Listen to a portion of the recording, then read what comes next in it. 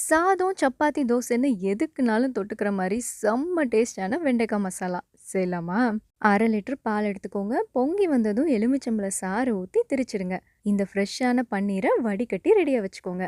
வெண்டைக்காயெல்லாம் இந்த மாதிரி நீள நீளமா கட் பண்ணி ஒரு கடாயில எண்ணெய் விட்டு, அதுல இந்த வெண்டைக்காயெல்லாம் போட்டு வறுத்தெடுத்துடணும். எண்ணெயில வறுக்க வேண்டாம்னு நினைக்கிறவங்க கொஞ்சமா எண்ணெய் ஊத்தி வதக்கிக்கோங்க. அடுத்ததா கொஞ்சமா எண்ணெய் விட்டு ஒரு வெங்காயம், கொஞ்சம் கருவேப்பிலை, 1 டீஸ்பூன் இஞ்சி பூண்டு விழுது, கொஞ்ச நேரம் வதக்கிட்டு 2 தக்காளி, இதோட தேவையான அளவு உப்பும் சேர்த்து நல்லா மசிய வதக்கி மசாலாலாம் சேர்த்துடலாம்.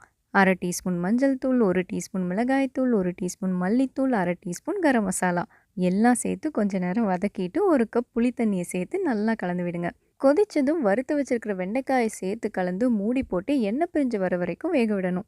இதில் நம்ம ரெடி பண்ண ஃப்ரெஷ்ஷான பன்னீரை சேர்த்து கலந்து கொஞ்ச நேரம் கொதிக்க விட்டு கொத்தமல்லி இலையை தூவி இறக்குனீங்கன்னா செம்ம டேஸ்டான வெண்டைக்காய் மசாலா ரெடி.